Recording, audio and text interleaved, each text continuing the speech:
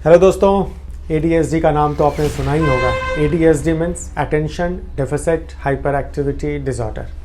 80% parents का यही complain होता है कि मेरे बच्चे को तो ADHD है। तो क्या है ADHD? पहले मैं आपको एग्जांपल से समझा देता हूँ।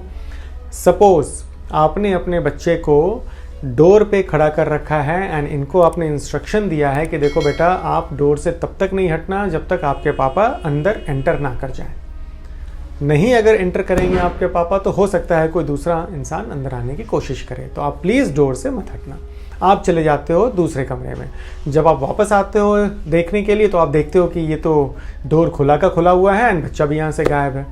मीन्स बच्चा कंसंट्रेट नहीं कर पा रहा है, बच्चा अटेंटिव नहीं है। जो वर्क उनको दिया जा रहा है, जो टास्क उनको दिया जा रहा है, ये कंप्लीट नहीं कर पा रहा है। फिर देखा आपने, एक बार आपने इसको एक कमरे में बिठा दिया एंड इनको बोला आपने कि बेटा ड्राइंग कर लो। आप जब तक ड्राइंग करोगे तब तक मैं आपके लिए 2 मिनट्स में मैगी बनाकर ले आऊँगी।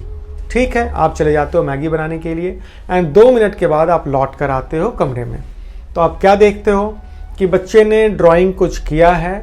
ड्राइंग करने के बाद टीवी खुला हुआ है, टीवी में वीडियो गेम्स चल रहा है जो आधा अधूरा छूटा हुआ है एंड बच्चा मोबाइल लेकर यूट्यूब पे वीडियोस देख रहा है।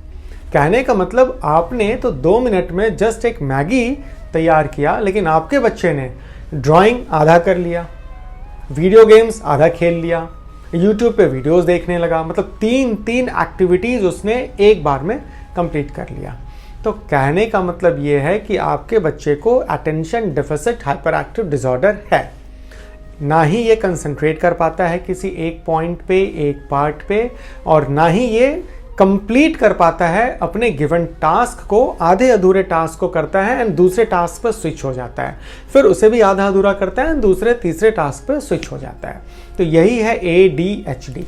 अब आप जरा देखें एंड अपने घर में सोचें कि क्या आपके बच्चे को तो भी ADHD नहीं है। अगर आपके बच्चे को ADHD है तो आज मैं ये वीडियो के थ्रू जस्ट 3 टिप्स आपको बताने जा रहा हूँ। तो ये वीडियो बेसिकली बच्चे के लिए नहीं है, ये वीडियो पेरेंट्स के लिए है। 3 टिप्स बताऊंगा एंड मान कर चलें अगर आपने इन 3 टिप्स को फॉलो किया है तो 90% केसेस में इंप्रूवमेंट आपको मिलने जा रहा है। तो बने रहें एंड देखें इस वीडियो को पूरा। एंड होते होते सारे टिप्स आपको मैं बता दूंगा।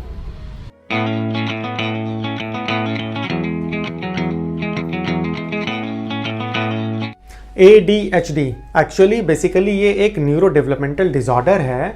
इसे किसी डिजीज़ का नाम देना ठीक नहीं है इस पॉइंट ऑफ टाइम पे।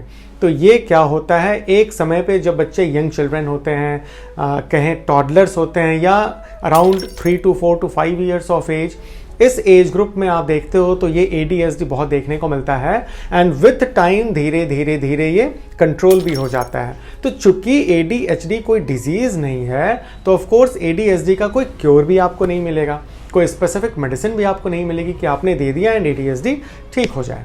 तो यहाँ पे हमें कुछ बातों को फॉलो करना होता है, कुछ प्रोटोकॉल्स को फॉलो करना होता है। 3 टिप्स जो मैं आपको बताने जा रहा हूँ, इन 3 टिप्स को आपको फॉलो करना होता है। 90% केसेस में आप देखोगे तो ADHD में रिजोल्यूशन आपको मिल जाएगा, स्पॉन्टेनियसली रिजॉल्व हो जाता है ये कंडीशन। तो आपके टाइम को ज़्यादा वेस्ट ना करते हुए डायरेक्ट आता हूँ मैं अपने पॉइंट्स पे। तो point number 1 that is green environment. कहने का मतलब अगर बच्चे को ग्रीन एनवायरनमेंट मिल रहा है तो 80% केसेस तो यूं ही सॉल्व हो जाता है। ग्रीन एनवायरनमेंट कहने का मतलब है कि शाम में कुछ पर्टिकुलर टाइम बच्चों को इवनिंग स्लॉट दे दिया जाए खेलने के लिए फ्रीली। कहाँ पे? नेचर में। इन्हें घर में कैद कर कर नहीं रखना चाहिए। मोबाइल्स में, टीवीज़ में, लैपटॉप्स में, आईपैड्स में, टैब्स में इनको कभी नहीं डालना चाहिए। इन सभी चीज़ों से इनको दूर रखना है एंड नेचुरल एक्टिविटीज़ में नेचर के साथ इंटरैक्ट करने का मौका मिलना चाहिए।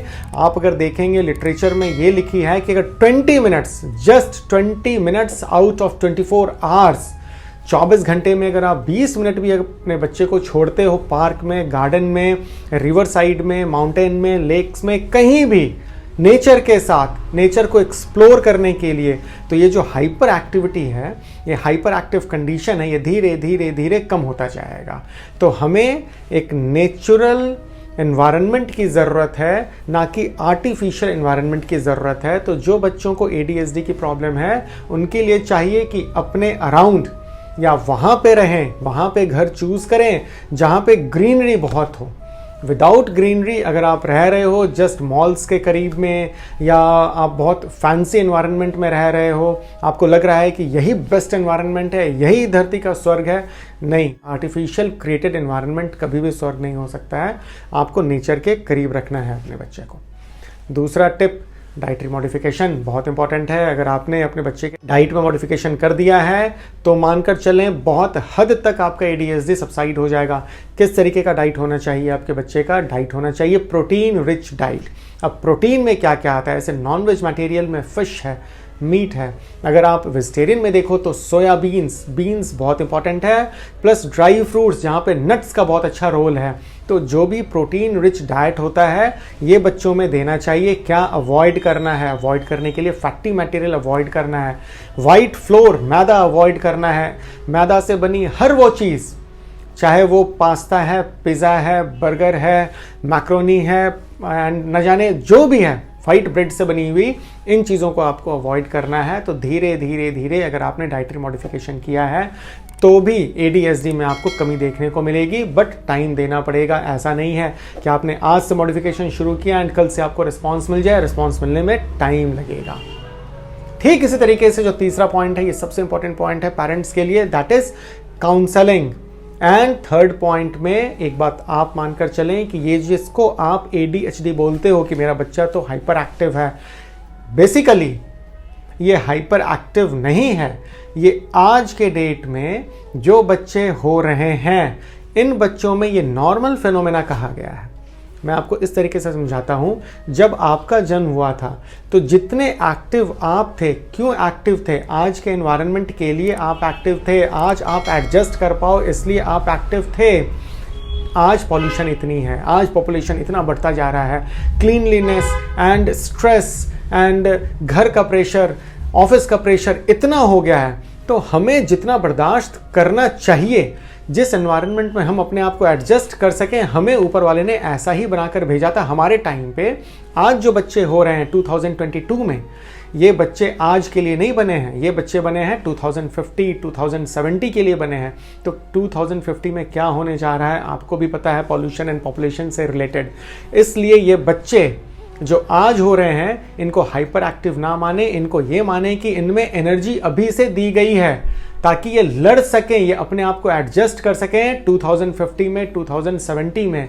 इसलिए कभी भी बच्चों के सामने ये टर्म ना लाएं, कभी ना बोलें कि मेरा बच्चा तो ADHD है। बच्चों के सामने तो कभी ना ही जिक्र करें इस चीज़ का। ये था हमारा तीसरा point counselling point of view से। तो मैं एक बार फिर से रिपीट कर दूं, ये 3 पॉइंट को आपको मैनेज करना है: greenery everywhere, dietary modification and counselling. इन 3 बातों को फॉलो करें। उम्मीद करता हूँ ये वीडियो आपको पसंद ज़रूर आया होगा। लाइक ज़रूर कर दें, शेयर करना ना भूलें। सब्सक्राइब नहीं भी किया है कोई बात नहीं है, अभी कर लें सब्सक्राइब। Thank you.